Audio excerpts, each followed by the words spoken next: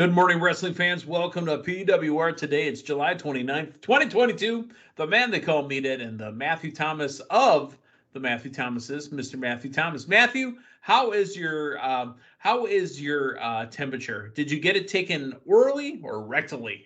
Well, at least, well, where did they scan me? You see, they do the thing now where they scan you. Did they stick it in my ear?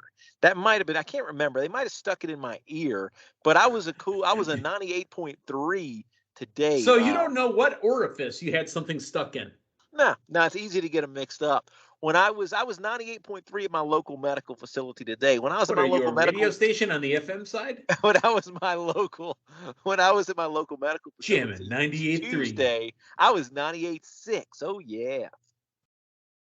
All right, Matthew, glad to hear everything's good. Glad to know that the surgery's gone well. You know, whatever it was that you got fixed, whatever you got taped on, whatever you got sewn on. I mean, whatever you're doing, we're just glad to see that you're okay. We got a lot of news that we got to get to. It's a big weekend. One, we're going to get to a couple stories here. Two, we're going to talk about what's coming up on Smackdown and Rampage tonight. Three, we got Summerslam tomorrow night. And then finally, four, on Sunday, Ric Flair's last match and an impressive card that we got to kind of go down. First off, let's talk about the big news. Is the Road Dogg begging AEW for a job? I don't know that that's the case, but on his Oh You Didn't Know podcast, he says that AEW looks like an indie show that's filmed with really nice cameras, quote, unquote. Yeah, it's kind of hard to, if he's begging him for a job, I don't know if that's the way to win Tony Khan's heart. You know, I don't know if there's a book out called How to Win and Influence Tony Khan, but it doesn't sound like it'd be a page at it. To be honest, I don't think he is. The Road Dogg is an amazing producer, and I think that he's looking to help. I don't know if that he wants to go there. I mean, maybe he's just putting that out there. But the Road Dogg, you know, is an amazing producer. Did a lot of great things in NXT. And, you know, if the timing's right, maybe Tony will ask him if he'll come work with him. If the timing's not right, maybe Road Dogg goes back into NXT and works down there again. Who's to know? But right now, the headline is catchy. But really, I don't think there's anything big out of it at all. Yeah. Let's talk about WWE employees and trading of stock. I didn't realize that this was a thing that, you know, you could be told when you can and can't trade stock. But if you're an employee at WWE, you're not allowed to trade your stock due to the general counsel telling them that it was just not going to happen. It's WWE Senior Vice President and General Counsel James Langham says that they were frozen. They're not able to sell their stock currently, nor are they able to. It's kind of like a non-disclosure agreement. They're not able to talk about anything going on in the company. See, I didn't realize that so many people in WWE owned livestock. I know Brock is a farmer, and Brock has, quite a few head of cattle. But good to know that, you got a lot of farmers in the WWE universe.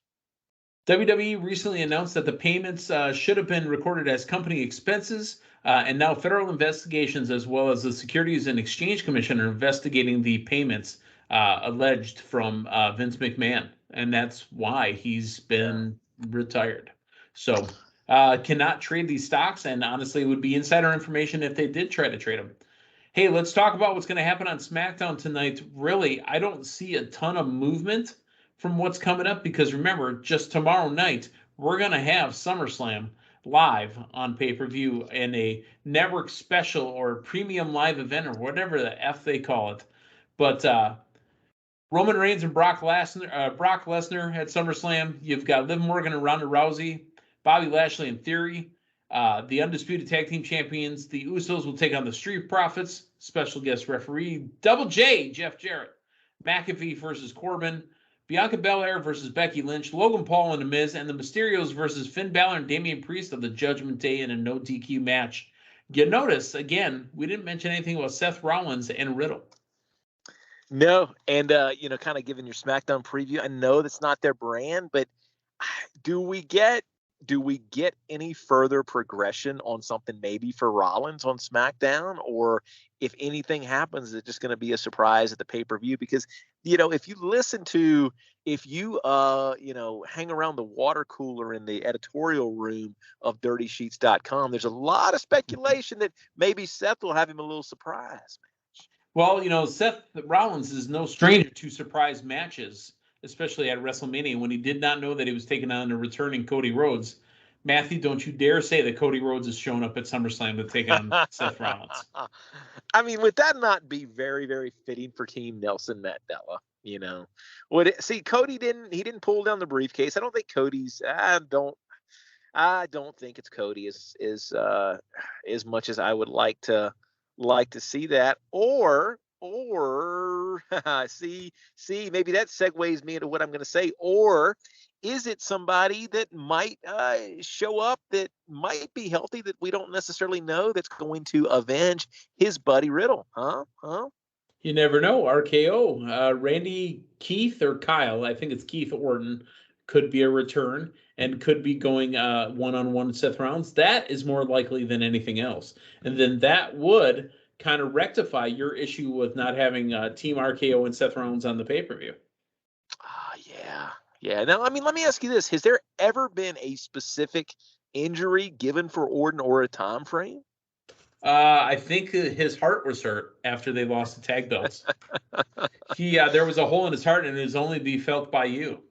Oh yeah. You know, and I don't know. I mean, they're doing pretty big things with hearts now, so the turnaround time for a hole in the heart, you know, might be quicker than people previously thought. I mean, it's kind of extreme to say there's a hole in your heart and it'll only be filled by you. But you know, song references aside, that is SmackDown for tonight. Like I said, I don't see a ton of movement. I see a lot of standoffs getting us ready for the pay-per-view. Let's talk about Rampage for tonight as well. We are going to hear from the new ROH World Champion, Claudio Castagnoli, and much, much more. There's a six-man tag, Orange Cassidy and the Best Friends against Satnam Singh, Sanjay Dutt, and Jay Lethal. Like I said, I thought Sanjay Dutt, the original player from the Himalaya, was retired. Yeah, well, good to see him back in action, and you know, a familiar face that you hadn't seen wrestle in a while. So I'm looking forward to it. We've also got Ethan Page one-on-one with Leon Ruffin. You remember Leon Ruff from NXT? Oh yeah, I was a Leon Ruff fan, man. That's awesome. Lee Moriarty and Matt Sydal, the teacher and the student. Again, a interview segment with Claudio Castagnoli and Anna Jay and Ruby Soho one-on-one. You know, they never cease to have a stat card. A stat card for 60 minutes. Literally, folks, they cut out entrances because they jam 60 minutes into these shows. All right. Matthew, let's talk about this amazing card. Ric Flair's last match, StarCast 5. It's going to happen Sunday. It's going to happen at the Nashville Municipal Auditorium. You know, he wrestled Ricky the Dragon Steamboat there sometime in the 70s or 80s. I don't remember when, but this is a legendary building. Let's go down the card. The main event, Ric Flair and Andrade El Idolo will take on Jeff Jarrett and Jay Lethal. In the corner of Jarrett and Lethal is Karen Jarrett. Yeah, this will be fun to watch. You know, and a lot of this is going to be, you know, how much physicality do we see from Flair? You know, how much of it is motion around the other guys, and what exactly does Flair do? Do we see some color, Meathead, and does anybody drink it? I hope they don't drink it. Ric Flair has always said that he wore blonde hair to have the color stand out. I'm pretty sure Ric Flair is going to bleed, and Ric Flair is dealing with plantar fasciitis, and he is going to work the match with that. Yeah, well, hopefully everybody stays healthy and nobody gets hurt, and it's you know, a fitting final match for Flair. Talk about this fatal four corners match. Jonathan Gresham, Nick Wayne, Alan Angels of the Dark Order, and Konosuke Takashita will be in four corners at the pay-per-view. Yeah, another really good-looking match, and I think we're going to see a lot of movement, and a lot of action here. The Bunkhouse Battle Royal. Can you believe all the names that have been announced so far for the Bunkhouse Battle Royal? I know. I know there's one particular name in there that I got my eye on. Is that Bully Ray? Yes, exactly, Bully Ray. No, it is the former senior intern of PWR, Cal Hero, the kid with the fanny pack kid in this big time match. How about this? Kerry and Ricky Morton with Robert Gibson coming out to take on Brian Pillman Jr., Brock Anderson, and in the corner, Arn Anderson. That's going to be a lot of intergenerational talent there. Yeah, that is. An Impact Wrestling Dream Tag Match. The Wolves back to being a team again. Davey Richards and Eddie Edwards taking on the Motor City Machine Guns, Alex Shelley and Chris Sabin. Yeah, that's going back to some pretty good glory days of TNA. And glory days. They'll pass you by, glory days. Were you able to get a ticket? Only for $1,600, glory days. Glory days. That is a deal and a half. Absolutely. So You're not the only one, by the way, Matthew, that's complaining about ticket prices. It's a national story right now with Ticketmaster and Bruce Springsteen. Yeah. Yeah. No, it's the press has finally gotten wind of it. So we'll see what happens with that. It's apparently the way things are going, dynamic pricing, like kind of dynamic like you are. Okay, Ray Phoenix and Taurus take on the Laredo Kid and Bandito. This will be some high-flying lucha action. Yeah, no, this has got a little something for everybody. And this isn't Blanco Toro. This is Taurus. This is kind of a card that's got quite a few different styles on. How about for the Impact World Championship? The champion Josh Alexander taking on one of the Usos, Jacob Fatu, the Problem, getting a shot at the Impact World Championship. I'd kind of like to see it change hands just for the novelty of it. I don't know if they're going to change their title on a non-Impact show, but hey, you saw the experiment last year with or maybe year before with the Forbidden Door and Kenny Omega. So and then Christian beating Kenny Omega and going back to Impact as the champion. Yep. Yeah. So who knows, man? We might actually see a title change here. The women's championship on the Impact side, Rachel Ellering, Deanna Peraza, and Jordan Grace, the Impact Knockouts champion. Some good women's action on this card as well. How about from MLW, Major League Wrestling, Killer Cross with Scarlett Boudreaux taking on Harry Smith. I'm intrigued by this match. This is certainly a matchup. Big boys. Certainly a matchup and a combination of pairing I've never seen. So I'm excited to see what happens here. I tell you what, Harry Smith, I always thought that the WWE missed the ball on him. For those that don't know, Harry Smith, British Bulldog son, and Killer Cross, obviously not bald anymore, but still looking very menacing. I think that Killer Cross looks like a young Harry Smith. I mean, they're equal in size. Yeah. From New Japan Pro Wrestling, Clark Connors, we saw him at the Forbidden Door. He takes on Ren Narita. Yeah, a little New Japan action going on here. And then finally, Marshall and Ross, the Von Erichs, taking on them boys, the Briscoes. Somebody else is watching the farm because them boys is going to be wrestling. Do you think when they go wrestle Meathead, they call in a farm sitter? Yeah, absolutely. Chicken sitter. Chicken plucker. Yeah. I mean, you know what, man? That's you need to put out a little ad in Craigslist or something. You need to volunteer to be a farm sitter. Chicken plucker. Yeah. Do you remember Chicken Plucker from ECW? I don't. Amish Roadkill. And he always go, Chicken Plucker. That card, Matthew. That card. Who wins the weekend? Is it SummerSlam or is it Ric Flair's last match? I mean, here's the thing. By them going on after SummerSlam, they're trying to position themselves as the main event is what they're doing. Now, you can make the case like, no. I mean, I guess NXT's done it a few times when WWE's run a Saturday night type of deal. But yeah, I don't know, man. I don't know. Here's what I'm excited about for SummerSlam. I mean, this is the first pay-per-view Meathead without Vince McMahon at the helm.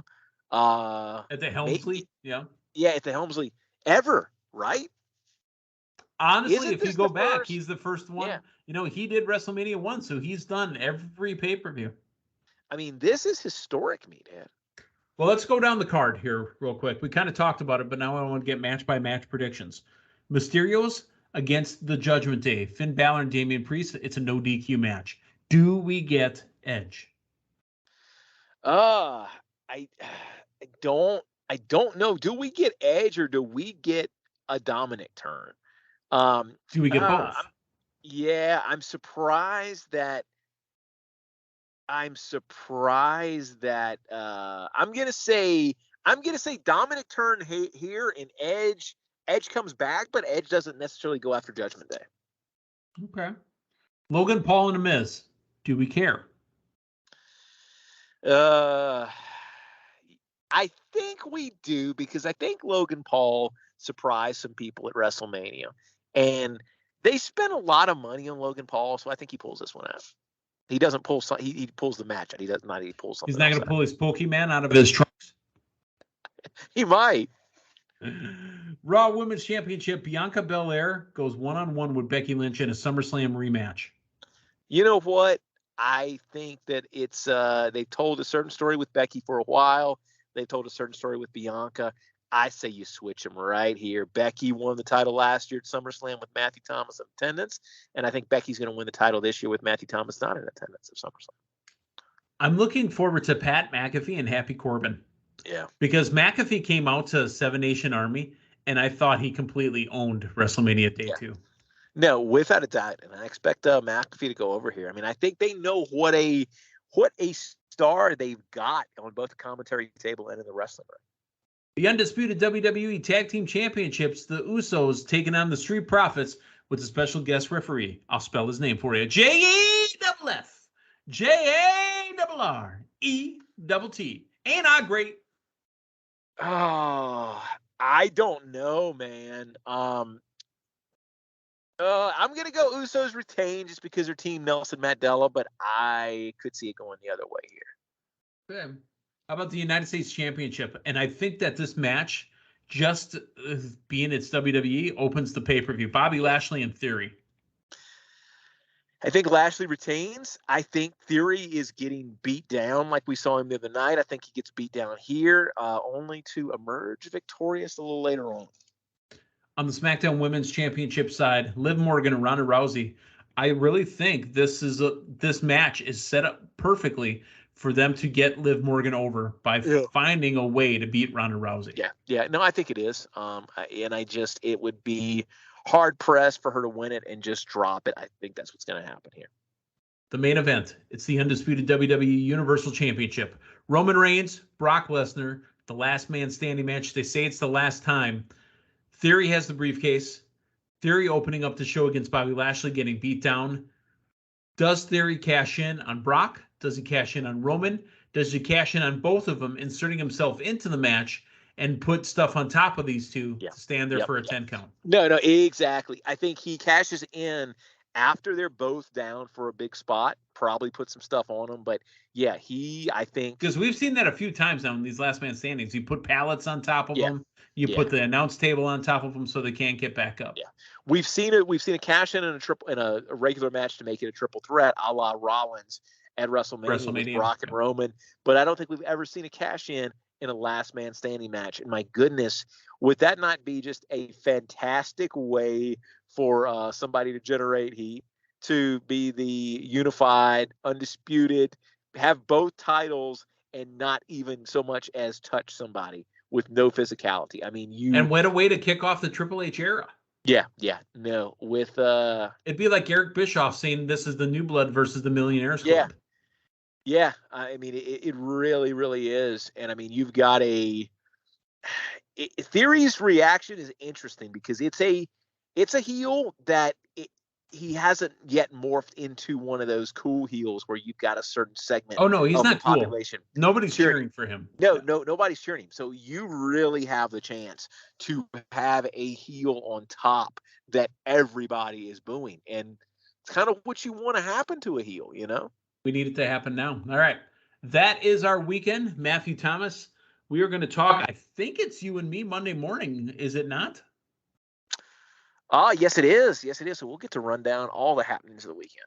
Yeah, we're going to run down the SummerSlam. We're going to run down the old Ric Flair last match card, and we'll talk about all the news. Linda Kay down in Nashville.